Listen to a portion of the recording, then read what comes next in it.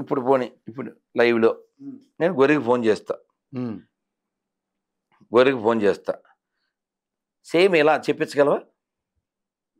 ఏంటి ఎలా ఇలా ఇలా యేసుని నమ్మకపోయినా పర్వాలేదు అని చెప్పించగలవా? చెప్పించలేం వాళ్ళతోటి. అల్లాని నమ్మకపోయినా పర్లేదు చెప్పించగలవా? చెప్పించు, ప్రపంచ శాంతి ఆటోమేటిక్ ఉంది. హలో అండి, నమస్తే సార్. సార్ బాగున్నా, చెప్పండి సార్. అదే మీరు, నా పేరు కోటి అన్న. కోటి, ఓకే. ఎక్కడి నుంచి సార్? విజయవాడ నుంచి అన్న. విజయవాడ నుంచి కోటి. మీరు పేరు చెప్పమన్నారుగా, నేను క్రైస్తవుని అన్న. అవునా, ఎప్పటి నుంచి సార్? ఎప్పటి నుంచి అంటే మా అమ్మ నాన్న అందరూ అప్పటి నుంచి క్రైస్తవుండే. ఒక తరం, ఒక తరం నుంచి క్రైస్తవుండే. సర్టిఫికెట్ లో కూడా నీ క్రైస్తవుండేనన్న. పేరు మాత్రం కోటప్పకొండ శివుడి పేరు కోటి, అంతేనన్నా. అంతే. నాన్నగారి పేరు sir?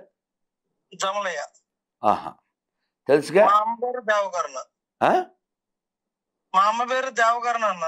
Devakaruna. Devakaruna. Very good sir. చెప్పండి సార్, నాతో ఏం చెప్పాలి? అదే మీరేనన్నా ఇప్పుడు నన్ను బ్లాక్ చేసేసారు. ఎందుకు బ్లాక్ చేస్తే ఫోన్ ఎందుకు చేస్తాను? వాట్సాప్ లో బ్లాక్ చేశారన్నా. ఏదో క్వశ్చన్ అడుగుంటాను మిమ్మల్ని. ఏం క్వశ్చన్ అడిగారన్నా? ఇప్పుడు అడగనా? అడుగు, తప్పే ఉంది. నా పూర్వీకులు చాలా గొప్పవాళ్ళు. ఓకే, నేను చెప్తున్నా, మీరు చెప్పగలరా? నా పూర్వీకులు కూడా గొప్పవాళ్ళే. ఎలా గొప్పవాళ్ళు చెప్పండి? ఏ విషయంలో గొప్పవాళ్ళు? మీరు చెప్పాలి. గొప్పవాళ్ళు అన్నారుగా, నా దగ్గర బోల్డ్ అయిన ఆధారాలు. గొప్పవాళ్ళని దాన్ని చెప్పండి అన్న. కాదు, నా వైపు నేను చెప్పాను గొప్పవాళ్ళని. కాదన్న, గొప్పవాళ్ళంటే ఒక సందర్భం ఉండేది కదా, దేంట్లో గొప్పవాళ్ళు? ఇప్పుడు నా పూర్వీకులు గొప్పవాళ్ళని. పూర్వీకులు గొప్పవాళ్ళేనన్నా, దేంట్లో గొప్పవాళ్ళు? శౌర్యంలో, పరాక్రమంలో, స్వాభిమానంలో, దేశభక్తిలో, దైవభక్తిలో. దేశభక్తి అంటే ఏంటన్నా? నేను ఏ దేశంలో జీవిస్తున్నానో ఆ దేశాన్ని ప్రేమించడం, ఆ దేశాన్ని కాపాడడం. ఈ దేశానికి దేశభక్తి ఎలా వచ్చిందన్నా? ఈ దేశానికి దేశభక్తి ఎలా వచ్చింది? రాముడు నేర్పించాడు కాబట్టి. ఏ ఊరు నుంచి వచ్చాడన్న రాముడు? అయోధ్య నుంచి అన్నా. అయోధ్య నుంచి. కన్ఫర్మే కన్నా? ఇది మాత్రం ఇచ్చే మాకు లేదు, చెప్పండి. అయోధ్య నుంచి వచ్చాడు, రాముడే నేర్పించాడు కదా మనకి. ఓకే, నేను రాముడిని నమ్ముతానన్నా. నన్ను అయోధ్యకి తీసుకెళ్తావు ఒకసారి? రా. ఎప్పుడు వెళ్దామన్నా? ఎప్పుడైనా వెళ్దాం, నాకు టైం ఉన్నప్పుడు. నేను ఒక క్రైస్తవుణ్ణి. అది నీ భ్రమ అన్నా. ఒకటే నీకు ఇదిగో నేను చమత్కారంగా. చమత్కారం ఏం లేదు నాన్న. చూడు నాన్న, చూడు కోటి, కోటి, అయోధ్య ఎప్పుడు వెళ్దాం చెప్పు. నేను నిన్ను ఒకటి అడుగుతున్నా. కాదు, నువ్వు అడిగేవు కాదు. ఇప్పుడు నా పూర్వీకులు గొప్పోళ్ళు నేను చెప్పాను కదా. నా పూర్వీకులు గొప్పోళ్ళు నేను చెప్పాను కదా. నీ పూర్వీకులు గొప్పోళ్ళు నువ్వు చెప్పగలవా లేదా? నా పూర్వీకులు గొప్పోళ్ళే. ఎలా చెప్పు? నా వైపు చెప్పాను, నీ వైపు చెప్పు. అంటే నువ్వు జై శ్రీరామ్ అంటేనే గొప్పోళ్ళు అనుకుంటున్నావు? నేను అదేం చెప్పలేదు కదా. నా పూర్వీకులు శౌర్యంలో గొప్పోళ్ళు కాదు నాన్న. బైబిల్ పనికిమాల పుస్తకం, పెంట పుస్తకం, నీకు పేరు పెట్టని దరిద్ర పుస్తకం. వాడు ఒక ఆన్సర్ చెప్పాడా? ఒక ఆన్సర్ చెప్పాడా? ఇప్పుడు నువ్వు దీన్ని చదువు, ఇది ఎంత బొకడాది నీకు అర్థమవుతుంది. పైన చదువు, ద్వితీయోపదేశమా? చదువు, విన్నానా? విను, ఆ బొకడాది చదువు. చూసావా? పరిశుద్ధం చూసావా? చూసావా? అది ఎక్కితే చూసావా? చెప్పావా? నీకు అర్థమైందా? కాదు ఒక్క నిమిషం చూడు. ఇప్పుడు స్టూడియోలో ఉన్నావు, చూసా. బైబిల్ బొకరాది అని నేను నిరూపించలే. బైబిల్ బొకరాది అని నువ్వే నిరూపించావు. నీ పేరు బొకరా బైబిల్లో లేదు అని, నువ్వు మాకే పుట్టావని. నీ పూర్వీకులు గొప్పలు ఎలా అయ్యారు చూసావా? అది ఎక్కితే ఎవడైనా, అది ఎక్కితే చూసావా? That is power of Bible. నేనేమనలేదు కదా తను. నేనేమన్నా అన్నానా? మీరు ఒక మాట కూడా మాట్లాడు. నేను అన్నా, వాడు మనకు పుట్టాడు కదా. ఇప్పుడు వీళ్ళ అమ్మని బ్రిటిష్ వాళ్ళు ఏం చేయలేదని నేను నమ్ముతున్నా, వాడు నమ్మట్లే. అర్థమైందా? బ్రిటిష్ వారు ఆత్మీయ తల్లిదండ్రులు. సో ఇది ఎక్కితే అది ఒకసారి చదువు.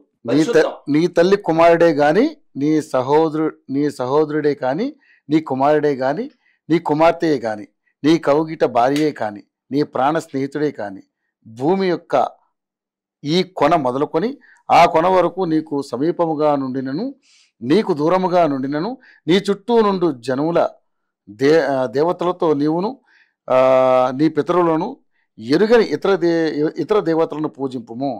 రమ్మని రహస్యముగా నన్ను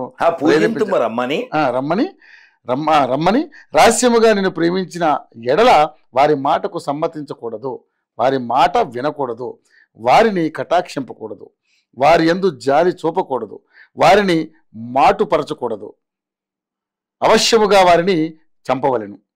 చంపుటకు నీ జనులందరికంటే ముందుగా నీ చెయ్యి మొదట వారి మీద పడవలెను, రాళ్లతో వారిని చావగొట్టవలెను. ఇలా చేస్తే నీ మధ్య అట్టి ఇతర దేవతలను కొలిచే దుష్కార్యములను చేయకుందురు. దైవం అనేది వ్యక్తిగతం కదా, దైవం అనేది వ్యక్తిగతం. మీ అభిప్రాయం అతను చెప్పారు కదా, అతను అట్లా మాట్లాడడం కరెక్ట్ కాదు, కానీ మనిషి కాదు కదా. ఎవరికైనా ఎడారి మత గ్రంథం ఎక్కితే వాడు కిందకి దిగజారిపోతాడు. సో అందువల్ల కొత్త దేశాలు పుడతాయి. ఎవరైనా హిందువులు వేరే దేశానికి వెళ్ళి కొత్త దేశాన్ని పుట్టించారా? నా పూర్వీకులు ఈ పనికి మాలిన ఎడారి మతాలకు సంబంధించిన వాళ్ళు కాదు నేను చెప్పగలను. ఇతని పూర్వీకులు హిందువులు కాదని చెప్పగలరా? చెప్పలేడు. ఎలా చెప్తాడు? అతను పుట్టింది ఇక్కడ వాళ్ళకే కదా. అతని పేరే కోటి. కోటి అంటే కోటప్పకొండ, తెలుసు కదా. ఇతను దిగజారడానికి కారణం దిస్ బొగడా. అర్థమవుతుందా? వాడు ఇందులో చెప్తాడు ఆ ద్వితీయోపదేశ కాండంలో,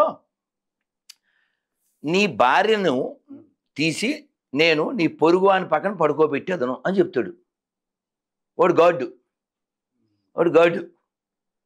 ఇతను పూర్వీకుల గురించి గొప్పోళ్ళు ఎలా గొప్పోళ్ళు?